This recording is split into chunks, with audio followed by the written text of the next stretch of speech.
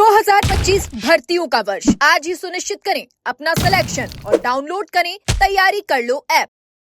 देखिए sir, PTI भर्ती 2022 ऐसी भर्ती है जिसमें अगर मैं फर्जीवाड़े की बात करूं तो उसने सारे जो नियम है सबको उल्लंघन किया है। ऐसी भर्ती जिसको अगर अपन अध्ययन करने बैठे ना तो आंखों से आंसू तक आंखों में फील होते हैं कि किस प्रकार से ये सिस्टम ने इन वंचितों के साथ अन्याय किया है। पीटीआई भर्ती में जो गांव का एक युवा होता है सर, वो ईमानदारी से सुबह जल्दी उठेगा, अपने शरीर को फिट रखेगा ताकि मैं एक जो है प्रॉपरली पीटीआई बन पाऊँ। लेकिन पीटीआई भर्ती 2022 में जो भर्ती थी उसमें आधे से ज्यादा लोग फर्जी लग गए। हमने देखा कि जो फर्जी डिग्री थी उसमें किस प्रकार से घोटाला हुआ है। इसमें ना केवल डम्मी बैठे, ना केवल पेपर आउट हुआ, फर्जी डिग्रियां, बैक डेट से डिग्रियां, जिनके ग्रेजुएशन में 45% नहीं थे वो उस प्रकार से डिग्रियां अभी जेएस यूनिवर्सिटी सहित कुल 18 यूनिवर्सिटियों का नाम आया है, जिसको सरकार के जो है सरकार के आशीर्वाद से ही वो यूनिवर्सिटियां चल रही थी। हालांकि जेएस यूनिवर्सिटी का जो फर्जीवाड़ा सामने आया है उसके बाद में जो है सरकार ने, यूपी सरकार ने एक्शन लिया है कि हम इस यूनिवर्सिटी की मान्यता रद्द करेंगे। सर, ओपी जेएस यूनिवर्सिटी 2016 से 2018 सन की मान्यता मिली, लेकिन 2013 में यूनिवर्सिटी खुल रही थी। इस यूनिवर्सिटी का जो मालिक था वो हरियाणा में पहले फर्जी डिग्रियां बेचता था, उसके बाद में चूरू में आता है और एक यूनिवर्सिटी खोलता है और 2013 से 2022 के बीच में सर 1300 से ज़्यादा फर्जी डिग्रियां बेची है। उसी यूनिवर्सिटी में 60 से 65 लोग ही जेन्युइन थे, जिनमें से 6-7 लोगों का सिलेक्शन हुआ होगा, बाकी सबको भारी पैसों में डिग्रियां बांटी है। इसी प्रकार कुल 18 यूनिवर्सिटी ऐसी है जिन्होंने भारी मात्रा में इसमें डिग्रियां बांटी है।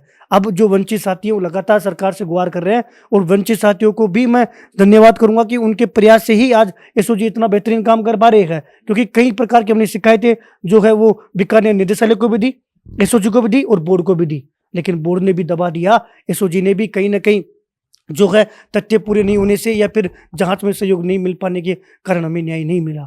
साहब, जून 2024 में एसओजी लेटर लिखती है शासन सचिव को कि इस भर्ती में जो वेरिफिकेशन हुआ था ना उसमें भारी मोटी रकम लेके अधिकारियों ने वेरिफिकेशन कर दिया। आप सोचिए उस युवा के और कितना दर्द हुआ होगा कि एक ऐसा अभ्यर्थी जिसको फर्जी डिग्री है, पेपर लिया है, डम्मी बैठाया है और जो वेरिफिकेशन कर रहा था उसने भी फर्जीवाड़ा कर दिया, पैसा ले लिया और आज वो नौकरी कर रहा है और उसकी जगह जो वंचित था वो दर दर की ठोकर खा रहा है। किस प्रकार से उसकी 3 साल गुजरी होगी। जब आदमी दुख में होता है तो एक एक सेकंड उसको भारी फील होती है और ऊपर से वो ये भी तड़प रहा होगा कि मुझे न्याय कब मिलेगा।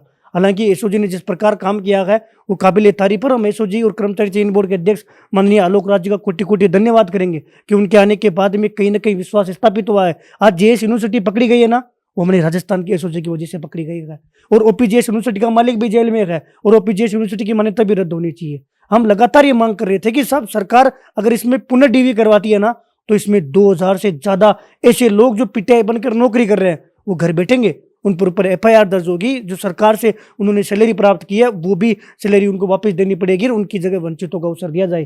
फिलहाल हम लगातार मांग कर रहे थे, इसको लेकर भी माननीय मुख्यमंत्री जी तक बात पहुंचाने का काम किया, जिसके बाद में शिक्षा मंत्री जी ने प्रेस कॉन्फ्रेंस भी की थी। अभी विभाग और सरकार इस पर मंथन कर रहा है कि हम इसका पुनः डीवी करवाएंगे, लेकिन पुनः डीवी में भी हमारे तक एक जो जानकारी अभी तक निकल कर आ रही है उसमें ये साफ नजर आ रहा है कि सरकार जो है इस बात से भी कंफ्यूज है विभाग कि 1 गुना का करे कि 2 गुना का करे। हम मजबूती से मांग उठा रहे हैं, हम सरकार से पुनः ये कहना चाहते हैं कि सब 1 गुना में तो वो आएंगे जो नौकरी कर रहे हैं और 2 गुना में वो आएंगे जो उनकी जगह लगने के लिए इंतजार कर रहे हैं। इसमें फर्जी दोनों है, जो 2 गुना में है ना वो लोग भी फर्जी हैं, उनकी डिग्रियां भी फर्जी है और 1 गुना में जो लोग हैं वो भी फर्जी है। कुछ दिनों के बाद में विभाग फैसला लेगा, अगर विभाग एक 1 गुना का डीवी करता है तो हम फिर सड़कों पर आएंगे। और जो हमारे वंचित साथी है जिनके साथ मजबूती से खड़े हैं और माननीय मुख्यमंत्री जी से यही मांग करेंगे, साहब इसका दोबारा डीवी कराओ, 2 गुने का डीवी कराओ। जो फर्जी है ना उनको ऐसी सजा दो कि जीवन में कोई फर्जी डिग्री, फर्जी जो कई प्रकार के दस्तावेज और फर्जीवाड़ा करने से पहले 1000 बार सोचे। और जो वंचित है इनको सह सम्मान इनकी नौकरी वापस लौटाई जाए, जो कि एक अच्छा मैसेज होगा। क्योंकि कहीं ना कहीं जो है सरकार और शिक्षा मंत्री जी ने ये बयान में कहा था कि साहब हम तो वंचितों को तो नौकरी देंगे नहीं और हम क्या करेंगे, नई भर्ती में जोड़ेंगे। नहीं साहब, ये जो न्याय मिला है ना ये उन वंचितों के प्रयास से मिला है। उनका एक एक दिन इतने दुख में बीत रहा है कि कोई सोच भी नहीं सकता उनकी पीड़ा क्या है। 3 साल से वो इसलिए रो रहे हैं क्योंकि उनको ये पता है कि ये चोर है, ये चोर पकड़ा नहीं जा रहा।